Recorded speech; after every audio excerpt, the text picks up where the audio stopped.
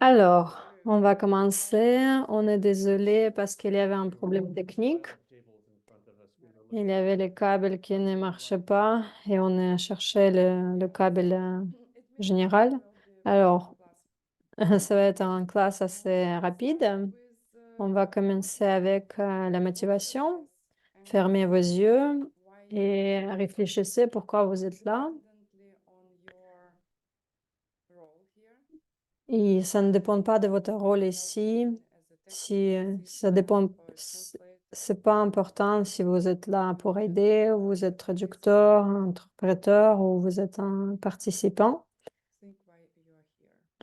Réfléchissez pourquoi vous êtes là.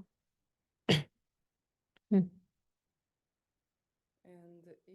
Et si vous comprenez que tout vient de vos actions, de ce que vous faites, dites et ce que vous parlez, ce que vous dites, pensez, alors tout ce qu'on fait, on essaie d'apprendre comment on peut changer notre monde.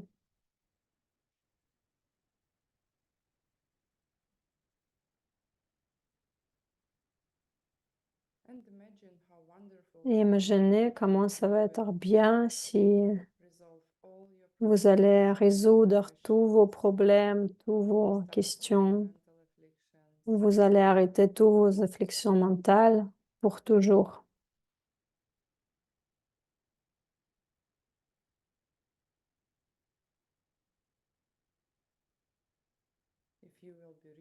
Si vous serez vraiment libre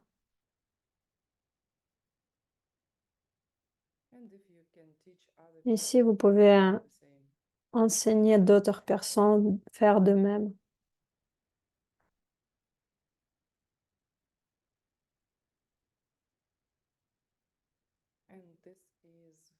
Et ça, c'est votre paiement pour cette classe. Vous pouvez ouvrir vos yeux. Et je voudrais aussi ajouter quelque chose. Cette classe, tout ce qu'on va apprendre,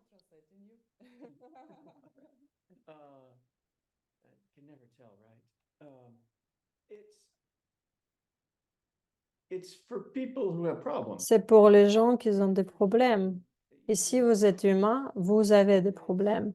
Et ça ne dépend pas de si vous êtes bouddhiste ou chrétien, vous êtes dans le christianisme ou dans l'islam, ou si vous êtes dans l'équipe de scientifiques ou vous êtes dans l'équipe de business qui font de l'argent. Si vous êtes humain, vous avez des problèmes.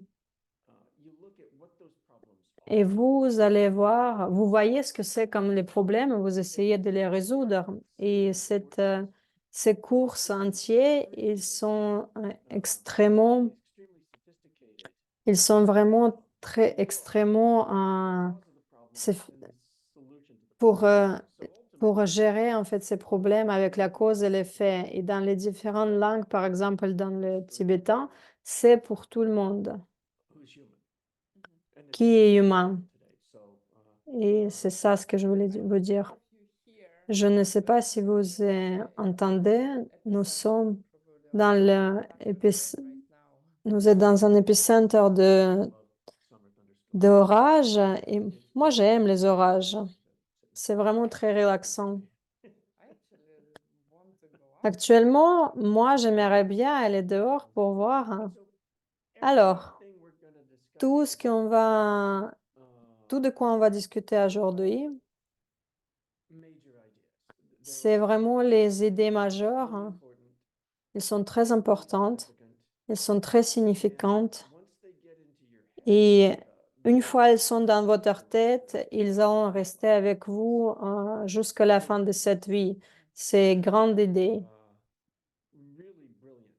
Et ils sont vraiment brillantes. C'est vraiment les connaissances brillantes. Et ça vient des gens qui ont médité très profondément. Ils ont résolu ces problèmes. Ils sont revenus, ils ont partagé ça. Et ça, c'est vraiment très fun, c'est cool de voir ces idées. Alors ne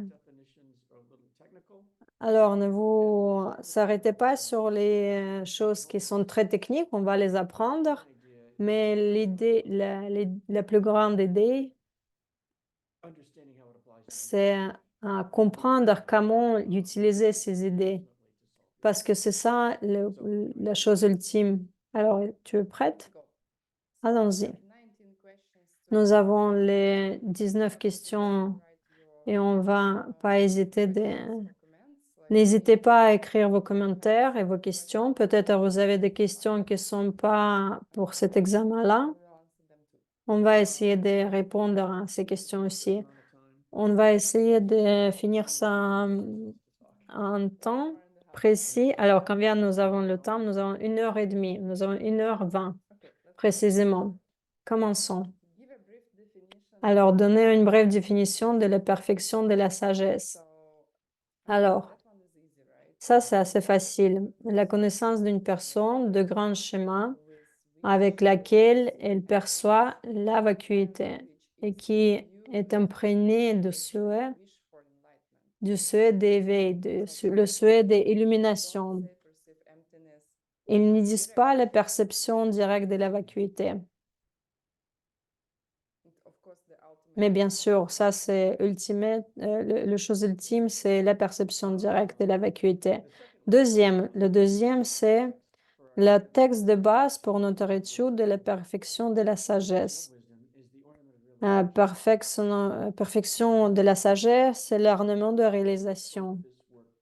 Qui a écrit cette œuvre et qui a donné à qui?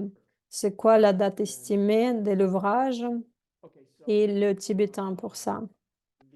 Alors, l'ornement de réalisation a été enseigné par Maître Maitreya, le Bouddha qui va venir à Master Asanga. Et ça, c'était à peu près vers 350 ans après Jésus-Christ. Et le nombre d'Asanga, vous allez voir tout le temps, qui va revenir chaque fois, parce que lui, c'est un géant vraiment de ses enseignements avec son frère Master Vasubandhu. Et ils ont écrit les textes fondamentaux les plus anciens, les premiers livres de bouddhisme de l'école bouddhiste. Et alors, est-ce que je pense que Asanga, il a eu vraiment ça de Bouddha futur? Est-ce que je pense que c'est possible? Et oui, je pense vraiment que c'est possible. Il y a les êtres illuminés, et ils sont sans limite, sans temps. Et les individus, à un certain moment, s'ils ont assez de bonnes vertus dans leur cœur, ils peuvent être enseignés. Et nous avons déjà discuté de ça, mais ça, c'est les cercles concentriques.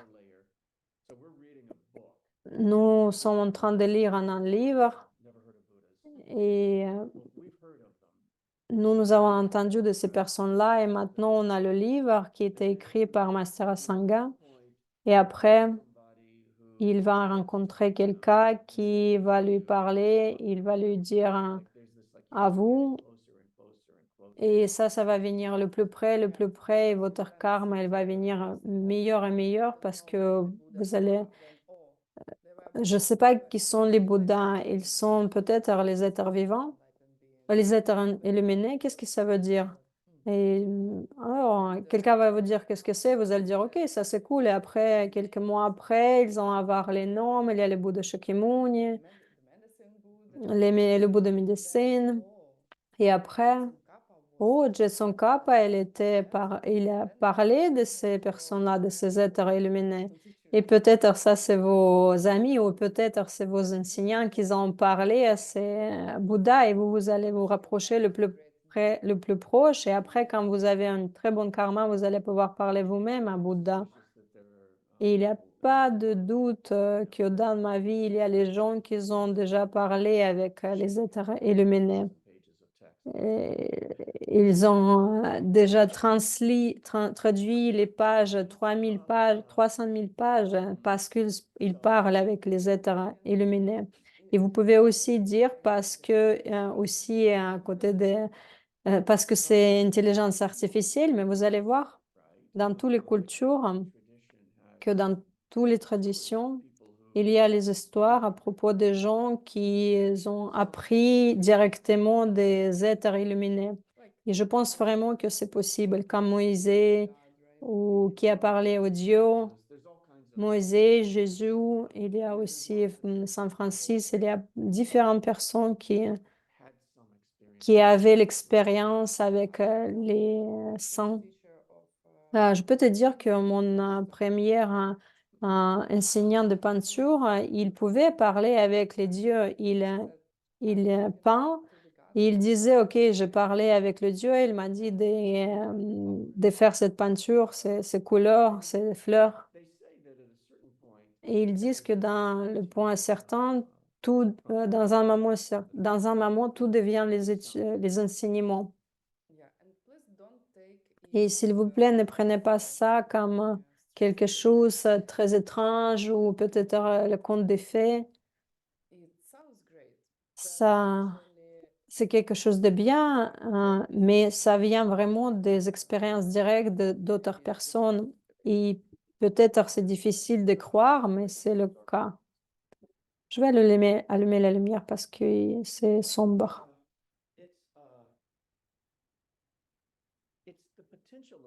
C'est le potentiel de la vacuité.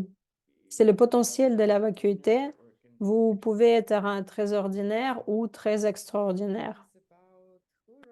Et le prochain qui est écrit le commentaire indien ancien et pour nos, pour ce que nous avons étudié, qui a écrit, qui a écrit aussi le commentaire sur ce commentaire. Et nos enfants, ils sont en train de dire qu'il faut apprendre le tibétain ou l'indien de ces commentaires, mais je pense que il y a quelque chose que nous devons faire. Nous devons les apprendre, qu'ils peuvent apprendre. Sans les noms et sans les dates, c'est pas possible. Ils doivent avoir les noms et les dates parce que vous créez la relation personnelle avec ces personnes-là. C'est ce que nous étions en train de vous dire maintenant à propos comment vous allez devenir cet être illuminé. Vous devez que quelqu'un vienne et vous apprenne, que vous donne un enseignement. Et si quelqu'un veut venir vous apprendre, il faudra que vous les rencontrez. Et en fait, ces commentateurs, est-ce qu'ils sont morts vraiment? S'ils sont vraiment morts, comment nous pouvons apprendre de ces livres? Est-ce qu'ils peuvent vraiment nous apprendre de quelque chose? Oui, ça, c'est tout ça, c'est des bonnes questions. Ça, c'est vraiment très important d'apprendre et d'étudier les commentaires. Alors, le commentaire indien était écrit par Master Haribhatra, 850 ans après le Jésus-Christ, la clarification de sens. Et, le commentaire, tous ces noms, ils se vont apprendre ces noms parce ils avaient écrit pas seulement ces choses-là, mais aussi d'autres choses. Et vous voulez faire la connexion avec ces personnes-là, Maître Haribhadra. Vous connaissez, vous allez entendre beaucoup le Maître Asanga, mais Maître Haribhadra aussi. Et le commentaire tibétain, c'est Analyse de la perfection de la sagesse qui a été écrit par la personne qui a écrit beaucoup de livres de monastères, la logique et d'autres choses. C'est Kedrup Tenpa Darge. Et ces dates, c'est 1493 et 1568. Le suivant, question, c'est numéro 4. Donner la définition de joie du dharma et donner un exemple de cessation et de chemin.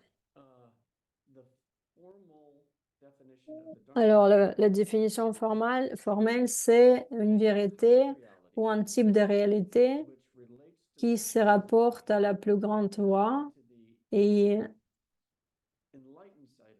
et éclaire les quatre vérités et qui implique soit une cessation, soit un chemin. Alors, c'est quoi la cessation? Cessation serait, par exemple, après que vous avez vu la perception de la vacuité directement, vous allez plus vous douter, vous allez réaliser que toutes les choses qu'ils ont dit, c'est vrai. Et vous allez aller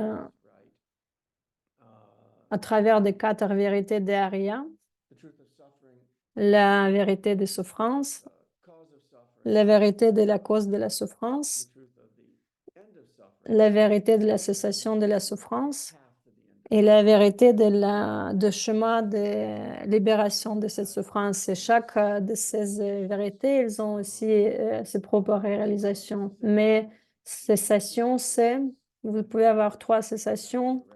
La première, c'est la perception directe de la vacuité. Et ça, vous allez plus jamais vous douter des principes du bouddhisme. Et c'est quoi le chemin? Et vous allez atteindre le chemin avant que vous allez voir la perception directe de la vacuité. Il y a 5 schémas de la Mahayana: accumulation, préparation, le schéma de vision, euh, le dernier, c'est ne plus apprendre. Et le chemin d'accumulation, c'est quand vous allez avoir le vrai renoncement. Vous êtes vraiment fatigué, vous voulez arrêter cette souffrance. Et sur le chemin de préparation, vous allez avoir la compréhension intellectuelle de la vacuité. Et vous pouvez avoir le point où vous allez sur le chemin de préparation et accumulation, où vous allez plus jamais reprendre la renaissance dans les royaumes dans le inférieur. Vous n'allez plus avoir de problèmes, vous allez plus vous renaître dans les royaumes des enfers, des esprits, des animaux. Et il y a beaucoup des enseignements qui sont reliés à ces enseignements de Dharma. Il y a les différentes étapes de 5 schémas. C'est comment je pourrais dire, vous pouvez aller sur ces 5 schémas, pas seulement le Mahayana, seulement vous allez pas vous allez pas atteindre le bouddhéité. Parce qu'il y a les descriptions de quand et comment vous pouvez changer entre Mahayana et Hinayana ou dégrader sur le chemin. Et j'étais vraiment inspirée que vous pouvez plus jamais être rené comme un animal ou comme un esprit infamé ou comme dans un royaume d'enfer. Et moi, je voulais vraiment ne plus jamais me renaître dans ces royaumes. Et je demandais les questions, comment je pourrais savoir que j'ai déjà atteint cette cessation, que je ne veux plus jamais être rené comme cet être vivant. Et c'est relié de, de votre vie éthique, de votre comportement éthique, moral, parce que vous allez faire de bonnes vertus, vous n'allez plus jamais aller dans ces royaumes. Est-ce que vous pensez que vous avez plus du tout de problèmes avec avec vos 10 meilleures vertus? Et ça, c'est vraiment l'un des signaux qui va vous montrer. Et j'étais vraiment inspirée parce que ils ont décrit dans l'Abhidharma comment ça va se sentir quand vous allez à travers de ces étapes de préparation, si vous n'avez pas vu si vous avez pas vu la vacuité directement, vous êtes dans l'état de préparation. Il est en train de décrire comment ça va y aller. Et je me souviens que j'étais tellement inspirée et relaxée parce qu'après, quand vous allez voir la vacuité directement, juste quelques temps avant que vous allez voir la vacuité, votre karma, elle devient très stable. Vous n'allez plus avoir les hauts et les bas. Vous allez être plus heureux et vous serez plus stable. Et si votre vie il est en train de tomber en morceaux, vous pouvez être inspiré de cette chose-là. Et ça, c'est vraiment un processus. Les gens ont ont à travers ces étapes de purification et c'est difficile et dans un certain moment, ça va devenir de mieux en mieux. Est-ce que tu peux confirmer avec ta vie? Oui, oui, oui, à 100%. Oui, sûrement, le plus sérieux je suis devenue, le plus ma vie elle est en train de tomber en morceaux. La chose que je n'ai jamais été poussée dans ma vie, c'était pas vraiment cool, mais c'était aussi très challengeant. Et c'est comme avoir la carotte et le bâton. Ouais. Mais les choses vont devenir de mieux en mieux. Et quelque chose que j'ai oublié de dire et de faire au début, vous savez, notre ami et notre ami, notre étudiant, Areta, il a eu un accident. Elle est tombée.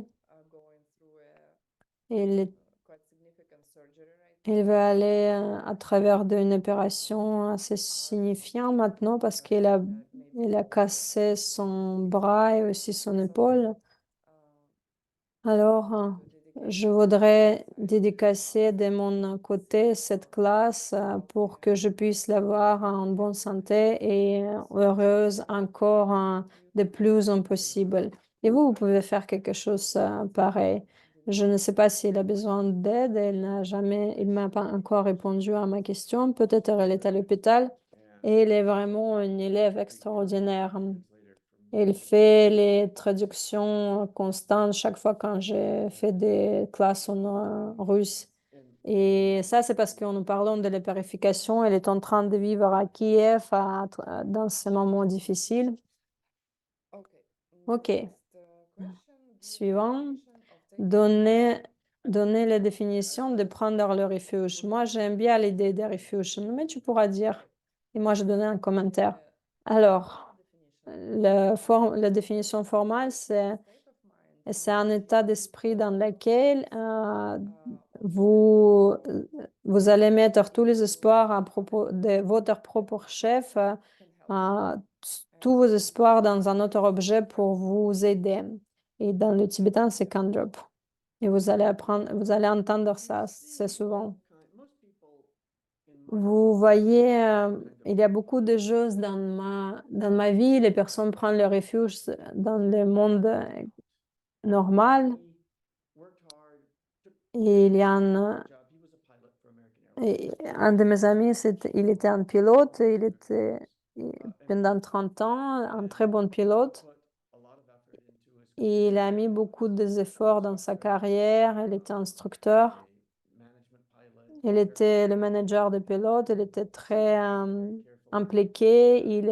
Essayait de garder les sous très, très bien. Et en fait, il voulait avoir des sous pour sa retraite. Et s'il va avoir son compte bancaire pour la retraite, s-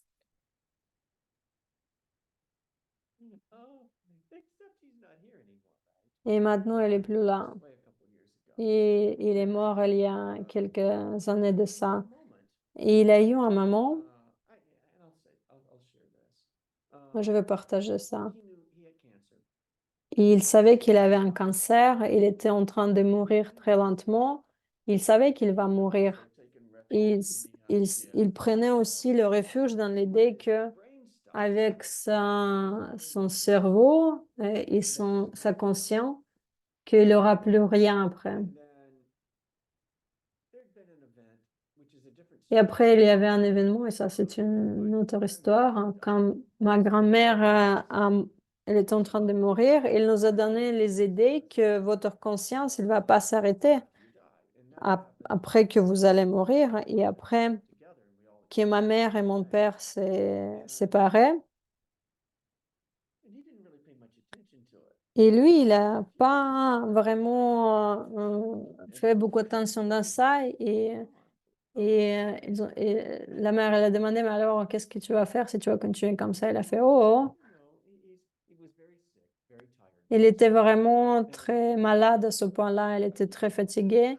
Et quelques jours avant qu'il meure, hein, il s'est demandé si vraiment ma conscience, elle va aller plus loin après la mort. Il va, parce qu'il a mis ses espoirs sur que sa retraite, ce compte bancaire de la retraite va l'aider. Et on met beaucoup d'espoir sur d'autres choses.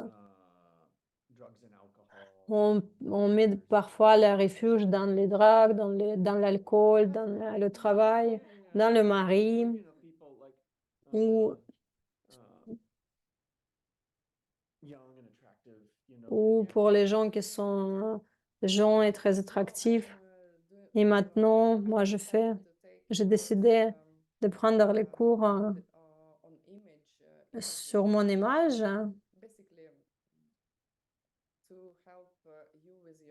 de t'aider avec ton image pour qu'on te voit d'une certaine façon. Et je vois que on prend le refuge vraiment dans les choses attractives, dans la beauté. Et il y a les moments qui sont très difficiles parce que les gens vont vieillir et, et ça, c'est vraiment le statut social pour les gens. Et aussi dans l'éducation, on peut être brillant, la logique. Oui, dans l'intelligence, moi, je suis intelligente. Je me souviens que j'étais vraiment très fière parce que je pensais que tout le monde en a, mais je comprends que c'est pas forcément, c'est une mémoire extraordinaire. Je pouvais me souvenir de tout. T'as toujours une bonne mémoire. Mais le problème, c'est que je pensais que c'est vraiment à moi que je vais toujours avoir cette bonne mémoire. Mais il y a les graines karmiques qui s'ouvrent et en fait, c'est les graines quand tu étais en train d'étudier la vacuité dans tes vies précédentes. Et le problème avec tous ces refuges, c'est dans le point de vue ils sont ils ont pas en fait à rester, vous allez les perdre. Et le deuxième problème significatif, ces refuges, ils ne vous satisfait jamais. Les gens, les gens n'y arrivent pas à résoudre ces problèmes. Et l'exemple, par exemple, le docteur qui est malade, ils n'arrivent même pas à résoudre leurs propres problèmes. Et les choses les plus importantes avec ces enseignements, avec cette sagesse, parce que ils, euh, ils vous enseignent ce que c'est vos plus grands problèmes. Par exemple, les maladies, le vieillissement, la mort, tout ça, c'est les problèmes. Est-ce que vous pouvez faire quelque chose avec ça? Oui, peut-être.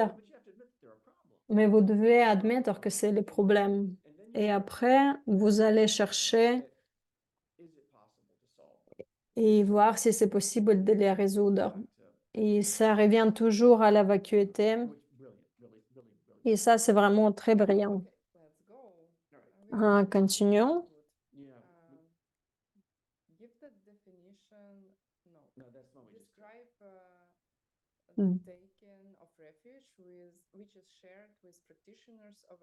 Décrire la prise de refuge partagée avec les pratiquants d'une portée moindre. La définition formelle, c'est D'abord, vous ressentez une peur personnelle d'être réincarné dans l'une des naissances des misères. Tout d'abord, vous ressentez une peur personnelle que vous allez être réincarné dans l'une des naissances des misères, dans les royaumes inférieurs. Ça, c'est les esprits infamés, les animaux et l'enfer. Deuxièmement, vous croyez que les trois joyaux peuvent vous protéger de cette souffrance. Deuxième, vous croyez que les trois joyaux peuvent vous protéger de cette souffrance. Enfin, vous espérez que un ou plusieurs des trois joyaux pourront vous protéger de ces souffrances. Et alors,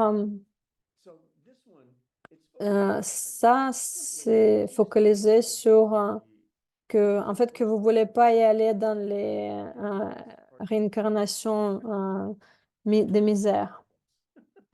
C'est encore le problème. Et vous ne voulez plus avoir encore plus de problèmes. Ça, c'était suffisant. Je veux plus avoir de problèmes. Et après, vous espérez que quelque chose qui va être meilleur que toutes les choses qui va être mieux que un sexe, la nourriture, l'argent. Vous pensez que le joie de Bouddha, le joie de Dharma ou le joie de Sangha vont pouvoir vous aider. Vous espérez qu'ils savent quelque chose de toute cette vie cyclique où vous êtes et que cela va vous aider. Et pour se souvenir ce que c'est les joies de Bouddha, Dharma et Sangha, parce que c'est pas la partie de ce qu'on va parler, mais je,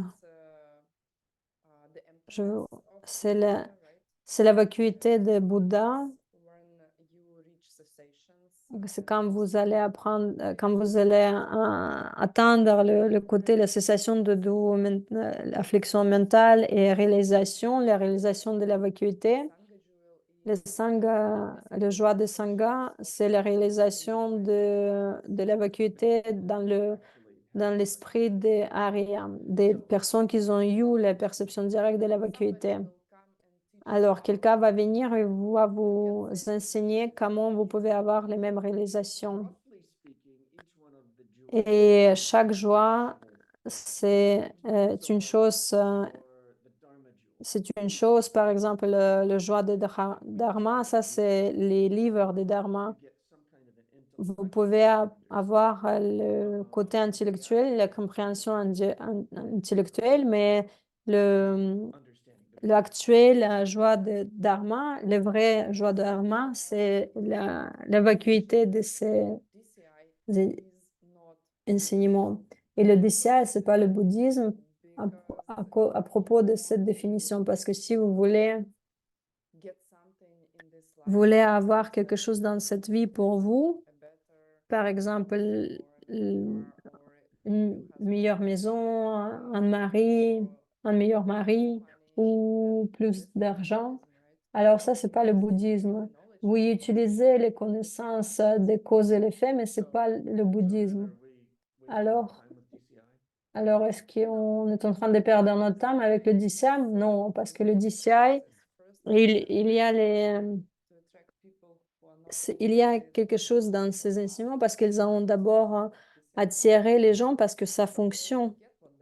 Ils vont avoir ce qu'ils veulent. Et la deuxième chose, c'est si vous êtes intéressé dans le schéma spirituel, peut-être vous ne voulez pas être malade dans une cave froide, couvert des araignées. Peut-être vous voulez avoir des conditions qui seront bien pour vous, pour que vous puissiez apprendre, que vous puissiez atteindre toutes ces étapes avant l'élimination. Et nous parlons de cette perception de vacuité directe, on parle dans le DCI. Alors, c'est la façon un peu trompeuse d'attirer les gens. C'est vraiment les choses qui sont très utiles. Vous devez apprendre les gens et, et d'abord dans les certains pays, on va parler plutôt de ça parce que c'est pas religion. Alors, qu'est-ce que ça veut dire de prendre le refuge? Donner les définitions détaillées de seuil d'élimination de la grande voie.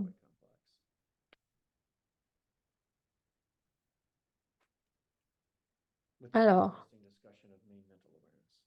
on peut avoir les discussions sur la conscience mentale. Alors, tu peux le lire. Alors, la définition formelle, c'est... Vous allez avoir beaucoup de définitions formelles, mais ils sont vraiment très importantes. C'est comme à l'école, quand vous apprenez d'abord la base et vous vous souvenez que de trois choses que vous devez apprendre pour vivre dans cette vie. Vous n'allez pas se souvenir des définitions formelles, mais, mais le concept, vous allez se souvenir parce que ça, c'est important. Ils doivent apprendre les définitions formelles parce que sinon, ils ne peuvent pas faire le quiz. Vous devez retenir toutes ces choses de ces 5 minutes. Alors, vous allez se souvenir de l'essence, peut-être pas les mêmes mots, mais je vais vous inspirer par mot, les définitions mot par mot, parce que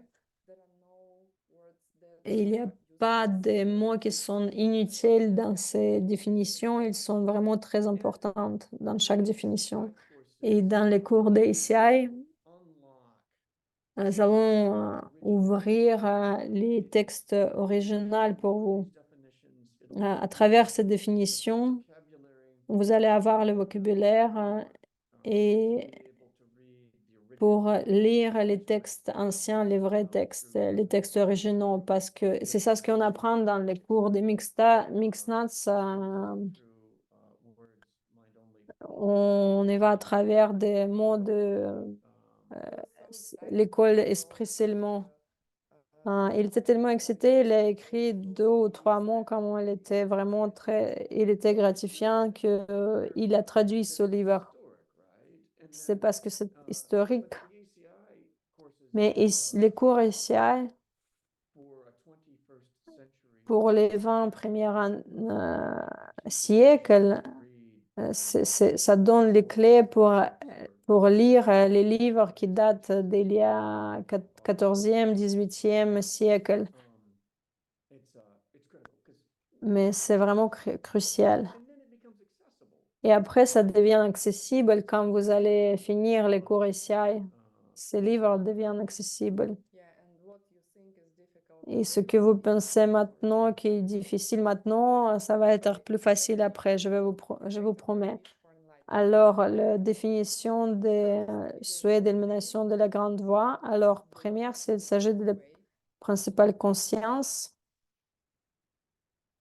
mentale appartenant à la grande voie qui est concentrée sur la réalisation d'élimination totale pour le bénéfice des autres et qui est associée à un état d'esprit qui lui est associé à l'aspiration à atteindre l'élimination totale.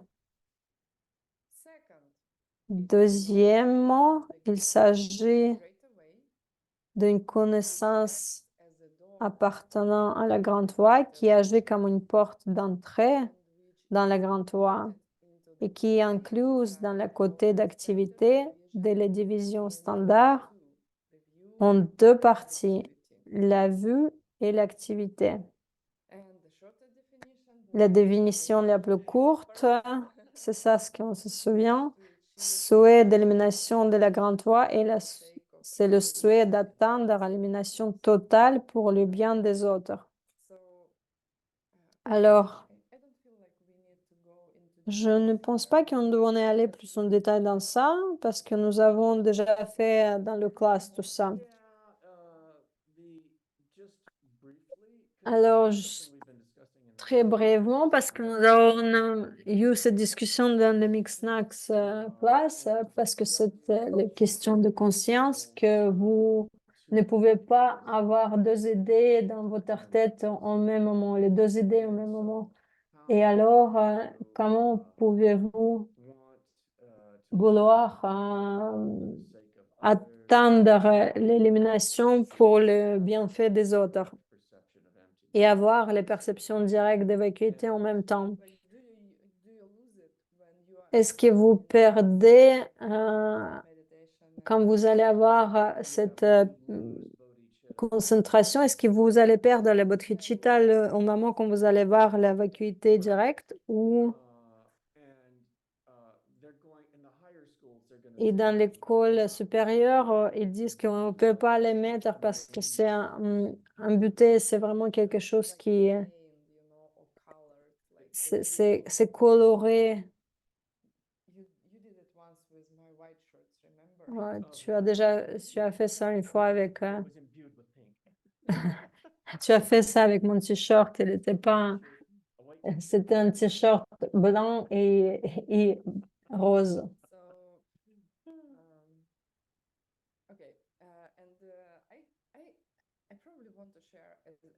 Ouais, je voudrais partager une réalisation que j'ai eue là.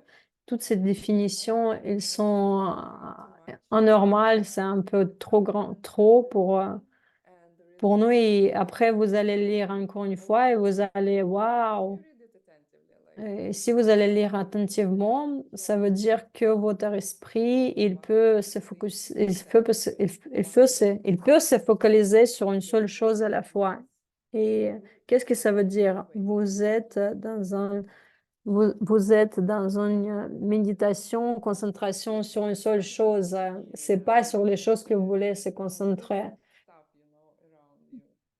Il y a toutes ces choses autour de vous. Et nous avons parlé dans le cours de méditation, la différence entre le shamatha et les différentes étapes de concentration. Et c'est très excitant quand vous allez à travers Est-ce que je dois parler de ce livre? Le, le roi d'or.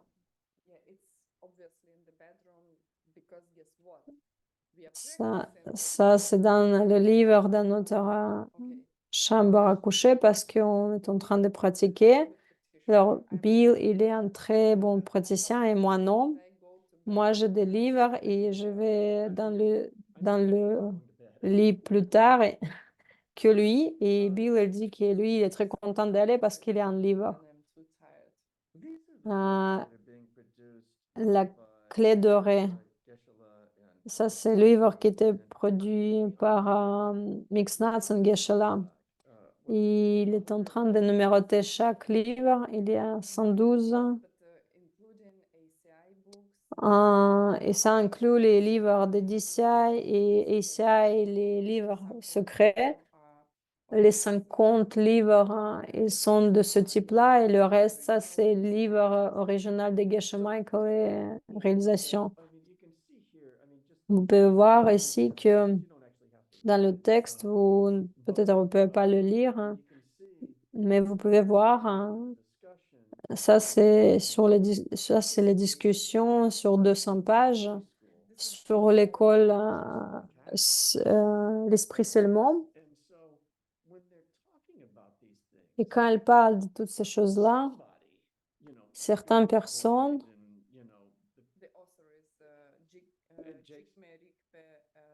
les, les auteurs, il y a les commentaires de Jetson Kappa et tous ces gens-là, waouh, ils ont quelque chose d'extraordinaire. Ils comprennent l'école Esprit Seulement, vraiment, ils le comprennent très profondément. Et je me souviens quand j'étais dans le collège, soit ça c'est le roman, le, le roman le plus connu, ou peut-être au contraire, mais il y a les gens qui sont Les gens, ils essaient d'écrire dans les mêmes genres les livres. C'est comme beaucoup de personnes qui sont en train de parler de ces nouvelles, ou peut-être ils ont vraiment vu quelque chose dans la méditation et pour ça qu'ils parlent de ça. C'est vraiment cool de voir la profondeur où ils allont. Ils ont. Et vous pouvez apprendre avec les SIA et avec les Mixnax pour apprendre ça. Décrivez les deux types de souhaits d'élimination. Si vous connaissez deux façons différentes de diviser les souhaits en deux, vous pouvez écrire l'une ou l'autre. Alors, la première façon de diviser le souhait de deux types, alors le souhait sous forme intention, c'est la prière. C'est le pensée que je vais vraiment, j'ai vraiment l'espoir que je voudrais aider les autres. Je suis en train de penser comme un bodhisattva, je veux aider tous les êtres vivants. Et le deuxième, c'est le souhait sous forme d'action. Vous êtes engagé dans l'activité d'un bodhisattva. Vous commencez à faire quelque chose et parfois nous allons dire que c'est avant que vous preniez les vœux des bodhisattvas ou après, vous avez ce karma lourd. Soit vous allez agir comme les bodhisattvas, soit vous allez avoir les conséquences karmiques si vous ne prenez pas les actions. Et si vous avez promis de les prendre, vous ne les prenez pas. Et ça, c'est la première. La deuxième façon, c'est le souhait sous sa forme trompeuse, c'est-à-dire le souhait hmm,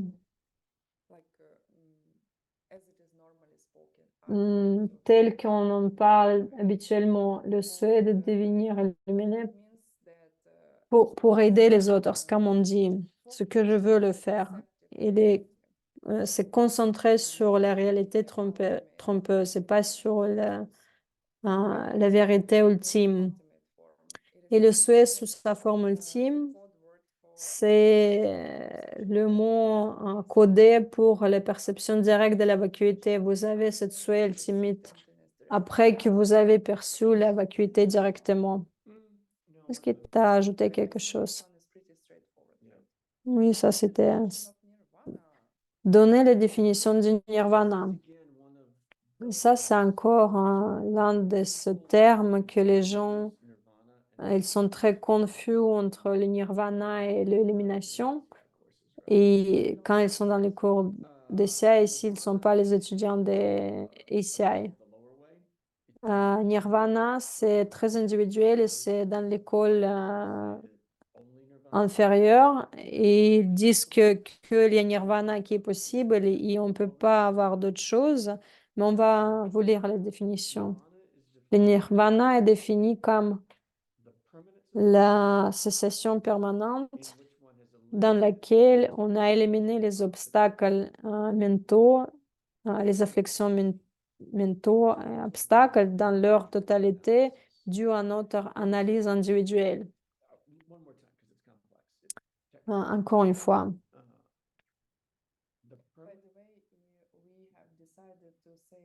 Alors, on a décidé, on va pas dire, on va plus dire complexe, on va dire très facile.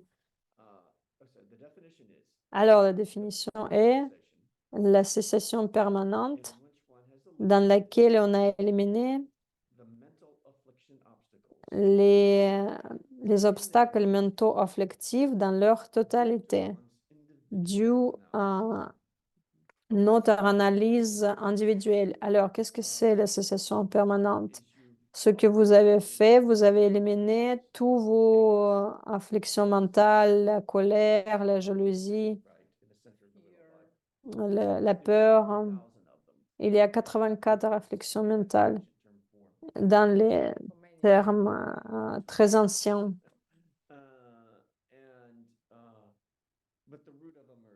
Mais, mais les bases, c'est l'ignorance. et l'ignorance de la cause et l'effet, les doutes. Et alors, vous atteignez l'état de paix, vous êtes plus tourmenté. Chaque fois quand il y a les perturbations dans votre esprit, ça c'est la réflexion mentale et vous devenez libéré de ça. Et ça, c'est les discussions, comment ça va être quand vous allez atteindre ça. Mais ça vient après que vous allez les sessions permanentes, vous allez avoir cette cessation permanente qu'après la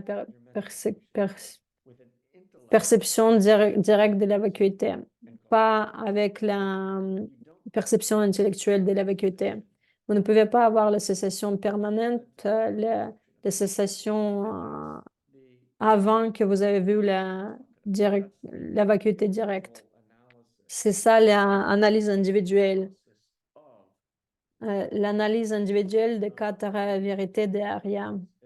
Et chaque vérité de Arya, la vérité de souffrance, la vérité de la cause de la souffrance, la vérité de la cessation de la souffrance et la vérité de le chemin de la cessation de la souffrance. Chaque de ces vérités, c'est une réalisation individuelle et après que vous avez eu la perception directe de la vacuité, à propos, les 24 heures après, vous allez aller à travers ces réalisations conceptuelles parce que dans la perception directe de la vacuité, c'est pas conceptuel.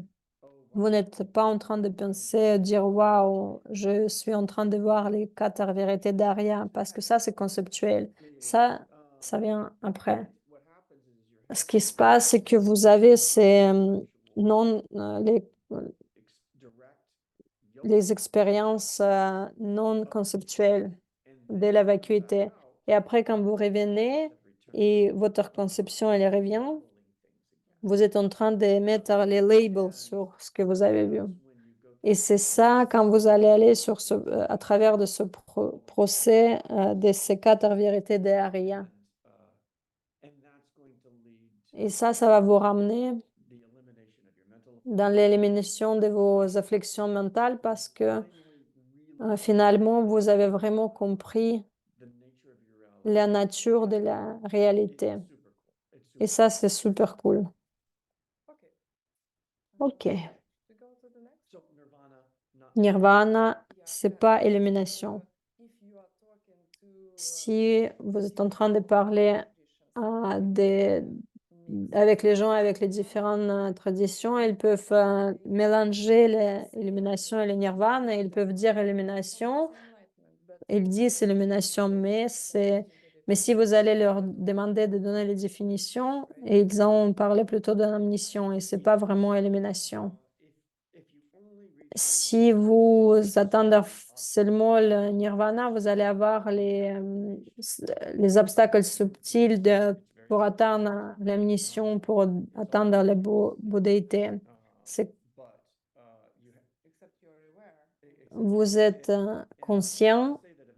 Ils disent que les gens sont obligés de se réveiller parce que c'est comme un sommeil avec ces obstacles subtils. Et quelque chose de pratique, si vous avez le temps très difficile, vous avez le problème, vous pouvez faire pour quelques jours avant d'aller dormir ou juste quand vous vous êtes réveillé, vous pouvez faire comme une mini méditation, d'essayer d'imaginer comment votre vie il va être si vous ne serez plus capable d'expérimenter n'importe quelle colère, n'importe quelle affliction mentale. Imaginez, il n'y a plus de colère, plus de jalousie, il n'y a plus de tristesse, plus de peur, plus de doute. Vous ne pouvez pas être ennuyé. Il n'a rien de négatif. C'est coupé. Et qu'est-ce qu'il reste? Il reste que le joie.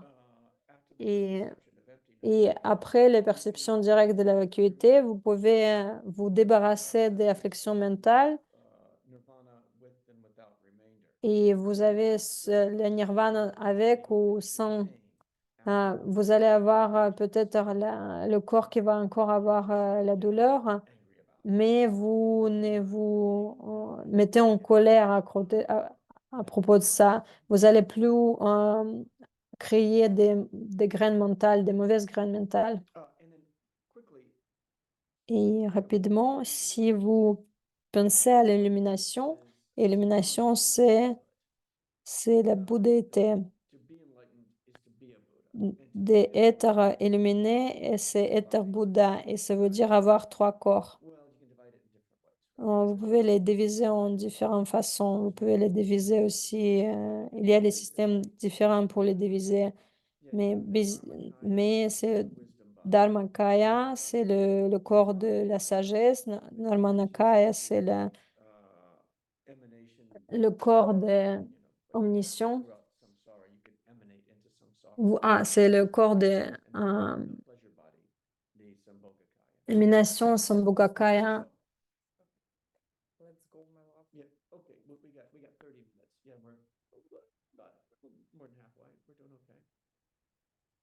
What does individual analysis Que signifie ici analyse individuelle ici? Alors, dans la définition de nirvana, c'est la cessation totale de vos afflictions mentales à travers de l'analyse individuelle. Et ce que ça veut dire? Ça veut dire que une fois que vous avez eu la réalisation de la vacuité, vous allez réaliser que vous allez que vous allez utiliser ces réalisations dans votre vie, tous ces détails de 4 vérités de Arya. Vous êtes en train de les mettre à profit dans votre vie et vous allez changer votre comportement. Vous allez plus planter les mauvaises graines. Et après ça, vous allez apprendre à atteindre le nirvana. L'analyse individuelle veut dire que vous allez penser à vos actions, vos pensées, vos paroles, en comparaison avec les réalisations que vous avez eues lors de la perception de la vacuité. Et nous n'avons pas eu discussion sur ça. Ça, c'est la question 11. Décrivez la différence dans cette école madhyamika svatantrika. Madhyamika svatantrika, c'est sur la voie supérieure, c'est l'école, c'est la plus basse école de milieu de l'école de milieu. Il y a l'école de conséquences. C'est la plus basse école de l'école du voie de milieu. C'est le 50-50, l'école 50-50. Décrivez les différences dans cette école, Madhyamika Svatantrika, entre le nirvana avec un reste et le nirvana sans rien. Ce qui reste rien. Et c'est ce qu'on a parlé tout à l'heure. Il y a un débat dans les différentes écoles. Qu'est-ce qui se passe quand vous atteignez le nirvana? Est-ce que vous avez le corps? Vous n'avez plus de corps? Est-ce que vous avez les afflictions mentales? Est-ce que vous pouvez avoir ce corps physique alors? Est-ce qu'il est impur? Tout, dans le samsara, tout est mix, le noir et blanc. Et c'est impur. Et si vous avez l'affliction mentale et votre corps physique dans ce monde, est-ce que ça existe toujours? Et dans certains cas, l'école, dans le voie du milieu, dans l'école d'indépendance, ils ont dit que oui, vous avez encore le corps initialement parce que c'est vos graines mentales anciennes, ils sont encore là. Et si vous ne créez plus encore le karma négatif, vous avez toujours votre corps qui était créé par votre karma négatif. Et c'est ça, nirvana, avec quelque chose qui reste. Et après, vous allez atteindre le point où vous allez nirvana sans rien, il n'y a plus de ce corps. Il ne va plus exister. Et vous allez encore voir que les gens, les méditateurs, hein, ils sont là aux États-Unis. Vous pouvez lire leur écriture, hein. Il atteint les niveaux des royaumes sans forme avec le forme. Ils vont vers Nirvana, mais ils sont pas. Juste atteindre l'endroit qui est très plaisant, c'est toujours dans le samsara. Ils sont confus entre quelque chose de plaisant et le nirvana. Et la différence, c'est la cessation de vos afflictions mentales. Ça, c'est nirvana. Le plaisir qu'ils ont à atteindre, ils sont pas libérés ces afflictions mentales parce qu'ils n'ont pas eu les perceptions directes de la vacuité. Ils sont encore dans le samsara. Maintenant, je comprends mon premier enseignant. Il faisait des blagues. Il y a les gens qui pensent qu'ils sont illuminés. Vous devez juste avoir un grand crayon. Comment on va l'appeler? Avec le point. Et vous devez venir derrière eux et de leur dire, OK, pouc, est-ce qu'ils ont vraiment atteint le nirvana ou pas? Ils ont le toucher et dire, est-ce qu'ils ont vraiment atteint le nirvana? Et l'endroit où il atteint, il est vraiment très plaisant. Mais quand il atteint, c'est très difficile de les convaincre que ce qu'ils sont en train d'expérimenter, c'est bien, mais après, ils vont mourir. Et c'est difficile de leur montrer que c'est pas le but. J'ai entendu des gens qui ont arrêté de vivre parce qu'ils essayaient en fait passer plus de temps dans ces endroits. Ils sont en train de ils ont perdu leur émotion parce qu'ils étaient dans cet endroit. Le suivant, il y a une sorte de nirvana qui est appelée nirvana qui ne reste pas. Dans l'école supérieure, on va dire que vous allez atteindre d'abord le nirvana sans rien et après vous allez sortir de votre perception directe de la vacuité. Mais ça, c'est une histoire différente. Et après, vous allez avoir nirvana qui reste parce que vous avez encore votre corps. Alors, il y a une sorte de nirvana, un nirvana qui ne reste pas. Quelle est la signification de l'expression qui ne reste pas? Et alors, dans ce contexte, ne reste pas, c'est pour décrire le nirvana, d'un être totalement illuminé. Euh, euh, le Bouddha, il n'a pas seulement nirvana, il y a aussi d'autres choses. Il y a une omniscience.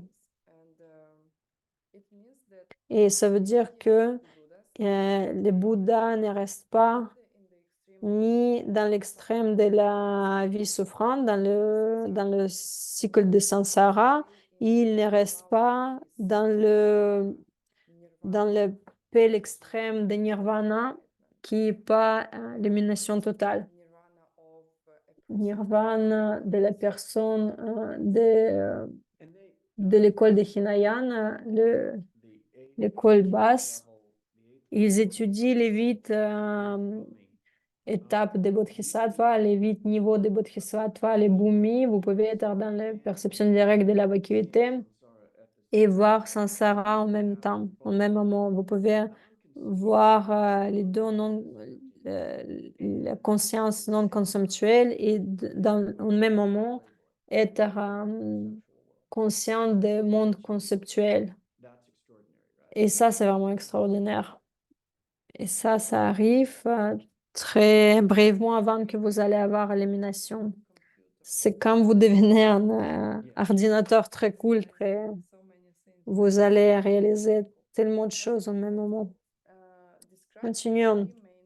Décrivez les 3 parties principales de la méthode pour atteindre le nirvana. Est-ce que tu veux parler de ça? Ok, je peux le faire. Première, vous devenez un en fait, c'est à propos de votre entraînement pour, atteindre le nirvana. D'abord, vous devenez un maître de l'entraînement extraordinaire de la sagesse. Deuxièmement, vous s'assurez que cet entraînement, est, imprégné de 2 choses extraordinaires. 2 premiers entraînements, c'est la moralité et la concentration méditative. Vous devenez un master, vous devenez un maître et c'est, imprégné avec, l'entraînement de la moralité et la concentration. Et vous devenez, extrêmement familier avec réalisation de la vacuité. Ça veut dire que de la vacuité que vous avez déjà eu, ça veut dire que vous référez à ces idées, parce que vous les avez eues directement et c'est tout. Heu, Enseignez, garder votre, vie éthique, morale et méditer et vous allez voir, la vacuité directement et c'est très facile. Vous allez appliquer ce que vous avez vu et ça, c'est très facile. Pourquoi est-il important d'identifier l'objet que nous nions? Pourquoi c'est important? Et ça, c'est vraiment la chose la plus importante de ce course. OK, une des choses les plus importantes. Elles sont tous très importantes. C'est très utile. C'est vraiment les cours fondamentaux, c'est toutes ces choses, elles sont très importantes. C'est vraiment les pièces majeures de tous ces fondamentaux, la base pour construire après, toutes ces choses-là. Vous avez 50. Vous pouvez construire un palais avec tout ça. Alors, Gakcha, l'objet qui nous nions, Gakcha. Qu'est-ce que c'est Gakcha? Je pense que c'est un éléphant, violet. Mais la Gakcha, c'est la chose, existe de son propre côté. Gakcha, elle a les caractéristiques de son propre côté, qui vient d'elle-même. Toutes les choses qui a une expérience avec cette chose-là, tout le monde a la même expérience. C'est l'objet qui ne change pas, elle est toujours là. Et c'est l'essence, etc. C'est une chose qui est impossible. Je vais lire la définition ou la réponse formelle. Si nous ne savons pas à quoi ressemblerait un objet qui existe par lui-même, s'il existait, alors nous ne pourrons jamais réaliser la vacuité, puisque elle consiste en l'absence de cette chose inexistante. Cet objet auto-existant est connu sous le nom d'objet que nous nions. Et alors, vous cherchez quelque chose, vous cherchez quelque chose qui est qui est auto-existant. Parce que si c'est le cas, on va dire que les choses n'ont pas la vacuité, ce qu'on en pensons. Et du coup, si vous les trouvez, ça c'est le côté intellectuel, c'est ça ce qui va après vous aider dans la perception directe de la vacuité. Euh, pour penser qu'il n'y a pas de, euh, il n'y a pas de téléphone dans ma poche. Il faut savoir à quoi il ressemble le téléphone pour savoir qu'il est dans la poche. Alors, et c'est ça la Gakcha. Si vous savez à quoi Gakcha elle ressemble, alors vous allez comprendre comment elle va être la vacuité, parce que c'est l'absence de cette chose-là. Et alors, la vacuité, c'est très important parce que si il n'a rien qui a la qualité d'avoir les choses d'elles-mêmes, alors ils peuvent faire tout ce qu'ils veulent. Et ça veut dire que vous pouvez tout changer. Ça veut dire que s'il y a quelque chose dans votre monde que vous n'aimez pas, ça c'est un problème. Et alors, et si vous pouvez le changer, alors vous pouvez résoudre ce problème. Alors, si les choses ont de la vacuité, vous n'êtes pas obligé de vivre ce que vous êtes en train de vivre. Ça peut être quelque chose de différent. Et vous n'êtes pas une victime. Vous pouvez réaliser que vous créez ça de vous-même. Alors, c'est cool. Expliquer les trois perceptions différentes des trois personnes différentes dans les métaphores du spectacle de magie. Quels sont les trois types de personnes réelles que ces trois personnes représentent? Alors, l'histoire, elle est très facile. Il y a un magicien de l'Inde que Geshe-la, il a vu. Si vous n'êtes jamais été en Inde. Nous n'avons jamais été en Inde, mais on va y aller pour apprendre le tibétain dans le monastère Seramay. Ça, c'était vraiment le monastère que je voulais y aller. Il m'avait dit que, je pense que c'était la première journée quand on s'est rencontrés, et il m'a dit qu'il ne voulait pas aller en Inde. L'idée de la pauvreté, et là, je vais la voir, cette pauvreté. Mais nous devons le faire parce que nous voulons aider un plus grand nombre de personnes. En Inde, ils disent qu'il y a ce magicien. Ces magiciens, ils ont une poudre magique. Ils te montent un bâton ou un autre objet. Après, ils utilisent leur incantation magique. Ils usent poudre et les spectateurs, l'audience et les spectateurs. Et après, les spectateurs, ils voient quelque chose d'autre comme un cheval ou un éléphant. En Inde, ils ont peur des éléphants sauvages parce qu'ils peuvent être très sauvages. Et vous ne savez pas quoi avoir de ces éléphants sauvages. Quoi. Et il y a d'autres personnes qui viennent qui n'ont pas use cette poudre ou cette mantra ou l'incantation. Ils disent non, il n'y a pas d'éléphant, il n'y a pas de cheval, c'est qu'un bâton. Et c'est ça. Et ça, c'est bien. Et ça, on peut parler des personnes qui ont vu la vacuité directement et qui n'ont pas vu la vacuité directement. Les magiciens, ils voient l'éléphant, ils voient ou un cheval, ils ne voient pas le bâton parce qu'ils ont aussi eu cette poudre. C'est comme les Arias qui ont vu le vacuité directement, ils ne voient pas ce qu'ils voient, mais ils les voient. C'est-à-dire qu'ils ne croient pas qu'ils voient l'éléphant ou le cheval, mais ils les voient quand même. Et les spectateurs qui étaient de tous les débuts, c'est les personnes normaux qui commencent à voir le cheval ou un éléphant. Et ils voient et ils croient ce qu'ils voient. Ils voient Gakcha et ils croient que ils croient en Gakcha. Ils pensent que les choses sont auto-existantes, ils viennent de leur propre, ils viennent de leur-même. Et les spectateurs retardataires, ils n'ont pas eu, ils n'étaient pas sous cette incantation magique et ils ne voient pas le bâton comme cheval, ils ne croient pas que c'est un cheval.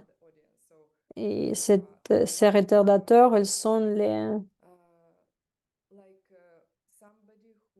quelqu'un qui a eu la perception directe de la vacuité n'est pas encore le Bouddha, parce que les choses ne leur apparaissent pas comme existant par elles-mêmes. Ils ne croient pas non plus qu'elles existent par elles-mêmes.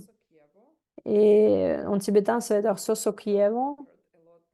Peut-être vous avez déjà entendu ça de Geshe Michael. Il utilise ça beaucoup. C'est quelqu'un qui n'a pas vu la vacuité directe. Jeto Samsepakpa, c'est Arya. Jeto Pieshe, ça c'est Arya. C'est qui ont eu après ces réalisations, après qu'ils ont vu les perceptions de vacuité directe. Et ça, c'est pas le Bouddha qui a eu les perceptions directes. Alors, nous avons 12 minutes pour les 4 questions.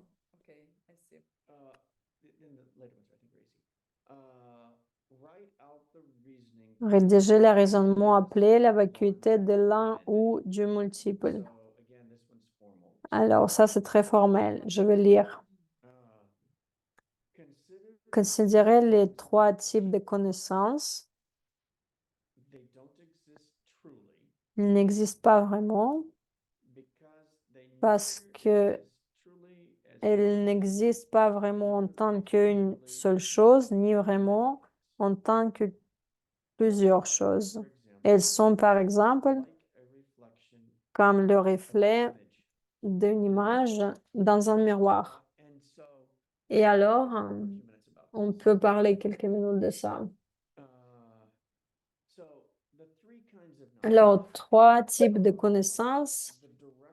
La perception directe de la vacuité, de quelqu'un qui est de chemin plus bas, quelqu'un qui est sur le chemin de Bodhicitta et quelqu'un sur l'élimination totale. Bouddha, Arya et Bodhisattva qui est pas atteint le 10e niveau et les personnes en intérieur totalement éliminées et les trois connaissances, elles n'existent pas vraiment. Et de quoi elle parle? Elle parle de la vacuité de ses réalisations. Et, et moi, j'ai eu des problèmes et je savais que les choses n'existent pas comme une seule chose.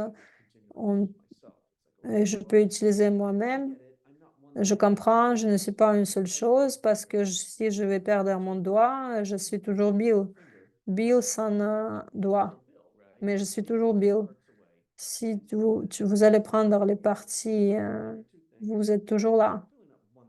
Ok, je ne suis pas une seule chose parce que cette chose, cette partie peut changer.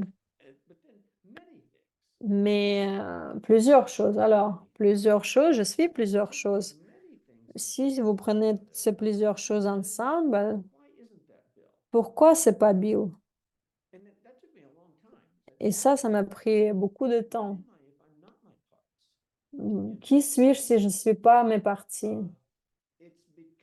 C'est parce que ces parties ne deviennent pas Bill de moment que mon esprit ne met pas le label, ni met pas une étiquette sur ces parties-là qui deviennent Bill.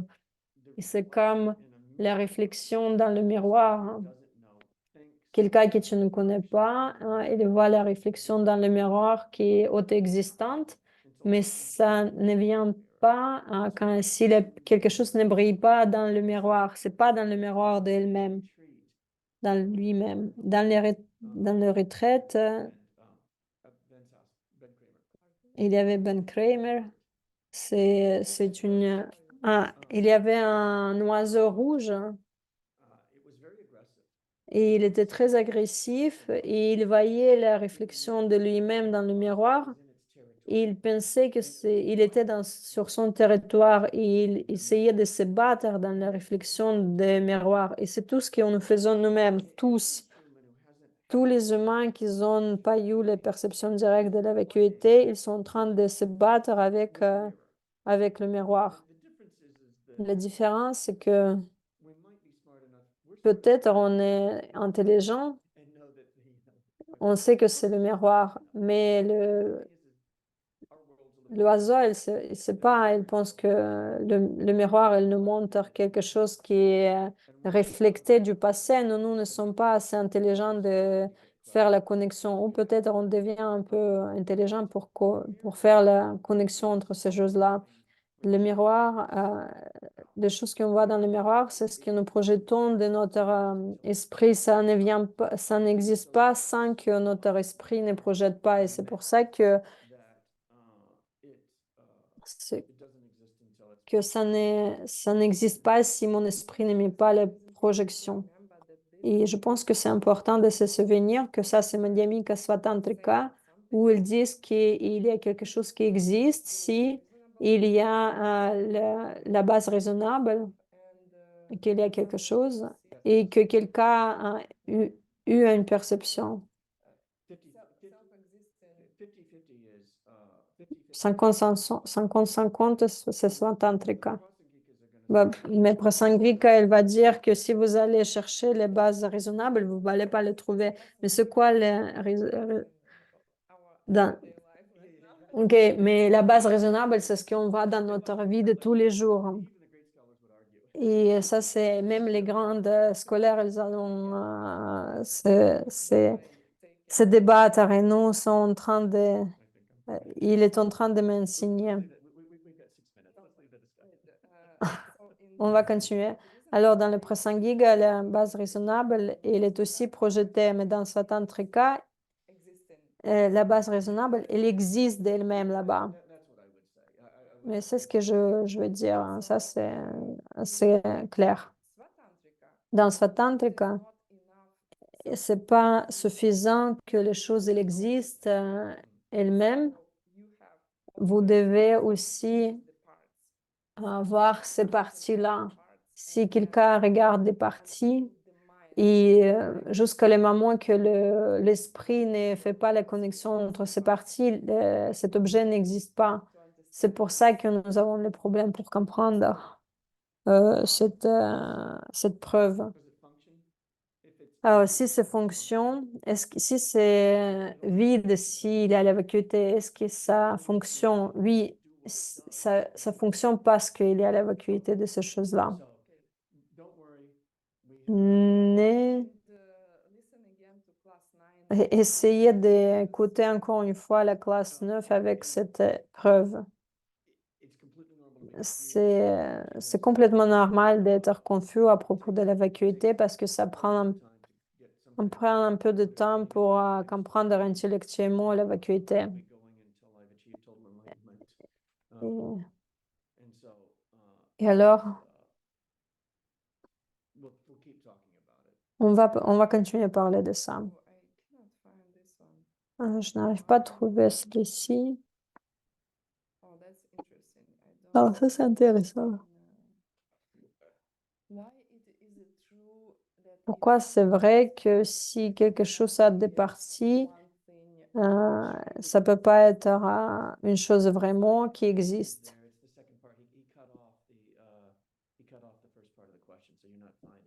Quelqu'un a coupé la première partie de la question.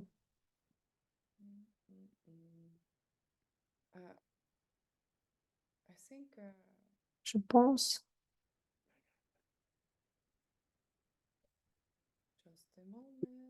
Juste un instant.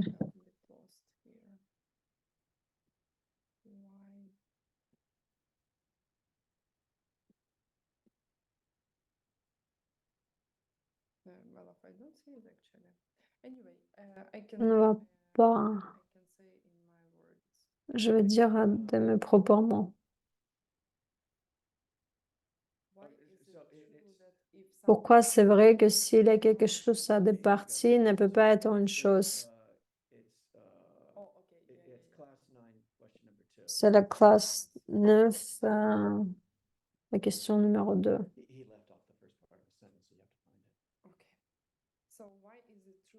Pourquoi c'est vrai que si quelque chose a des parties, cela ne peut pas exister réellement? Parce que quand on dit,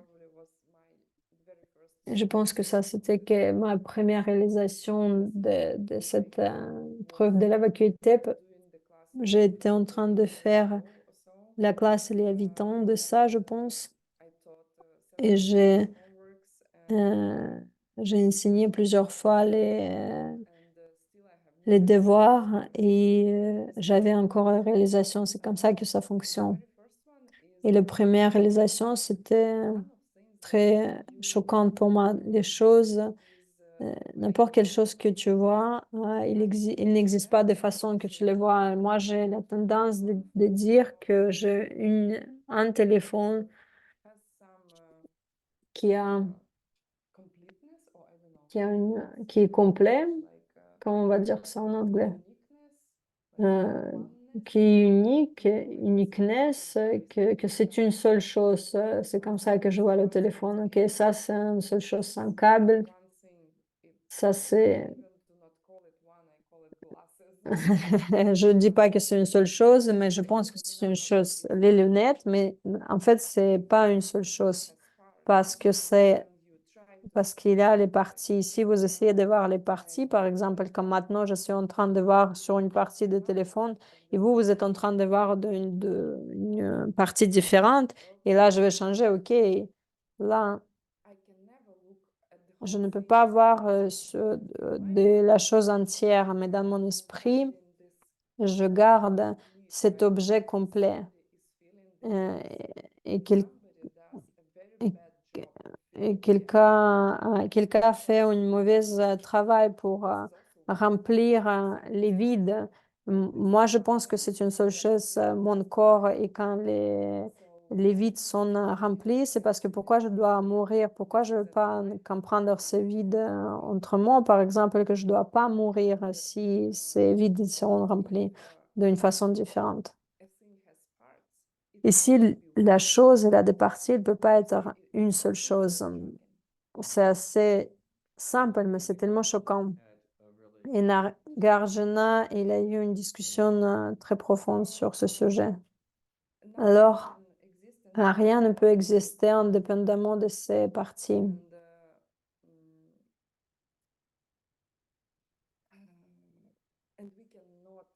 Nous ne pouvons pas voir toutes les parties, alors ça ne peut pas exister de façon que nous pensons. Parce que l'esprit, il doit les organiser. C'est ça l'idée majeure, hein. Ça, c'est une question qui est très cool si on va chercher les parties. Mais on va faire ça une prochaine fois. Alors, un seul objet ne peut pas exister si vous ne projetez pas les parties en même temps, mais ça, c'est votre esprit qui les organise. C'est votre esprit qui collecte et ça va être un l'ordinateur, ça, c'est collection, je vais appeler Bill, ça, c'est collection, c'est téléphone. Ça, c'est les différentes parties. Mon esprit collecte et et les choses, elles ont le milieu, le bout, le gauche, le droite. Continuons. Ça, celui-ci, il est très cool. Dans la section des commentaires connus sous le nom de texte de Maitreya, un débatteur vient soutenir que Maitreya n'a pas d'état esprit aspirant à satisfaire ses propres besoins et qu'il est donc écrit. Alors, il fait Alors, le débatteur, elle assume que Maitreya, il est déjà un Bouddha. Si c'est le cas, quelle erreur a-t-il commise? Et je pense que nous devons dire que tous les gens sont surpris quand elle vient dans la classe 10 parce que, waouh, de quoi je comprends? Je comprends la perfection de la sagesse, la vacuité, les différentes portées, les refuges, les trois joyaux, nirvana. Ça, il y a le sens, c'est logique. Vous pouvez apprendre, vous pouvez atteindre le nirvana si vous allez voir les perceptions directes de la vacuité. Le plus vous allez comprendre la vacuité, le plus preuve vous allez comprendre, ça va être plus facile pour vous de voir la vacuité. Ça, il y a du sens, mais voilà pourquoi Maitreya. Et ça, c'est la réalisation que Bill, il a eu. Bill, est-ce que tu te souviens? On n'était pas, moi, j'arrivais pas à dormir jusqu'à 2 heures et toi, tu t'es réveillé parce que tu avais cette pensée, pourquoi ces trois connaissances? Et vous pouvez entendre que, OK, ça, c'est pas très important. C'est quoi trois connaissances? Ça, c'est très important. Tout ce qui est un être illuminé a dit, ça, c'est très important. Tout, tout, il y a du sens. Est-ce que tu veux expliquer? Non, non, je veux pas. Tu peux continuer. Ah, j'étais en train de réfléchir sur une autre chose. Alors, la connaissance de chemin de la personne de la capacité inférieure qui va entendre nirvana, la connaissance de la personne qui a vu les perceptions directement sur le chemin de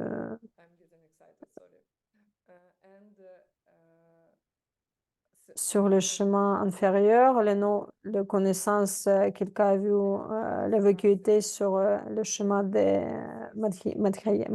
Madhyama et le chemin des Bouddha, et ces connaissances n'existent pas vraiment parce qu'ils ne peuvent pas exister parce qu'ils ont les parties, parce qu'ils étaient projetés par vous. Ces connaissances, elles étaient projetées par vous.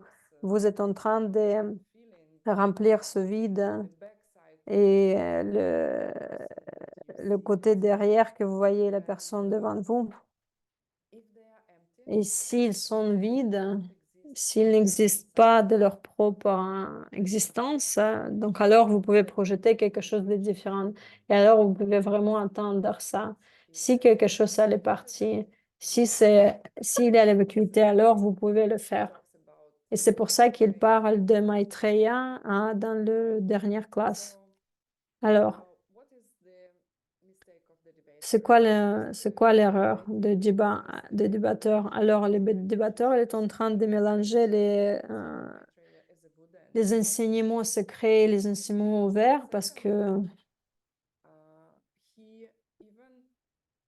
et en plus, si Maitreya il est déjà Bouddha, il peut toujours travailler pour ses propres besoins parce que Bouddha, ils peuvent continuer à être illuminés et continuer à être illuminés en travaillant pour soi. Ça, c'est le double erreur. C'est tout. Facile. Une chose dans le côté pratique à propos de projection, les trois schémas et les trois connaissances, ça va devenir plus facile pour vous. Dans ma vie, c'était très difficile et après, ça devient de plus en plus facile. Et si ça vous semble maintenant très difficile, continuez, ça va s'ouvrir pour vous. Ça va changer. Et encore, si vous ne comprenez pas quelque chose, s'il vous plaît, ne vous découragez pas parce que on était tous par là, on est tous passés par là.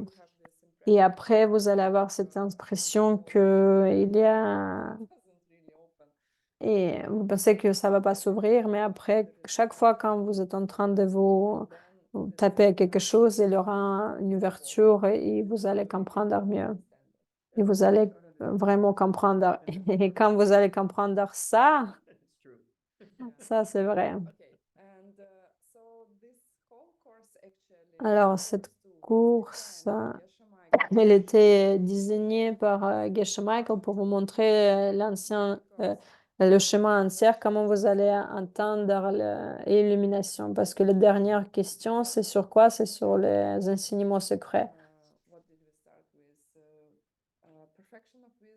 Nous avons commencé par la perfection de la sagesse, les trois joyaux, le refuge, le nirvana. Vous devez avoir les deux pour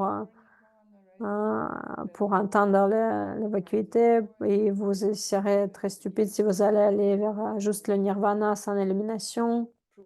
Et après, c'est la preuve de la vacuité parce que ça, c'est très profond. Juste essayer de le comprendre. Et ça va s'ouvrir avec le temps. Et après Maitreya, pourquoi? Si ces trois connaissances sont vides, vous pouvez l'entendre.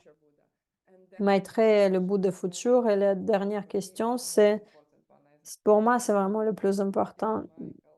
Qu'est-ce qu'il va dire Geshe Michael pour la dernière question? Parce que c'est ça la clé. Et qu'est-ce qu'il a dit? Dans le 8e siècle, Master Dharmakirti, sur la logique bouddhiste, il dit qu'il y a deux éléments qui doivent être présents pour que le tantra fonctionne. Nommez-les. Les personnes qui ont prononcé le tantra doivent être un être d'une puissance spirituelle exceptionnelle.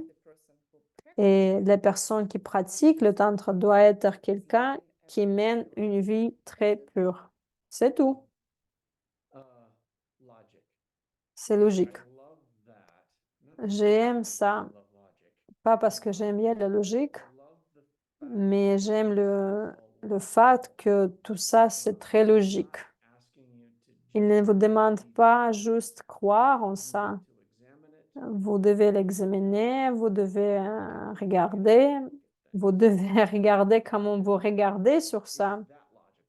Est-ce que ça, c'est logique? Est-ce que j'ai approché les problèmes dans ma vie logiquement? Est-ce que je vais avoir une autre approche? Et si je vais apprendre si je vais approcher tous les problèmes logiquement, je peux les résoudre. Et si vous allez pratiquer le chemin supérieur, vous devez avoir la vie éthique et vous devez avoir quelqu'un avec une puissance extraordinaire, une puissance spirituelle extraordinaire. Et il y a les gens qui ont la puissance spirituelle extraordinaire. Oui, ça c'est possible.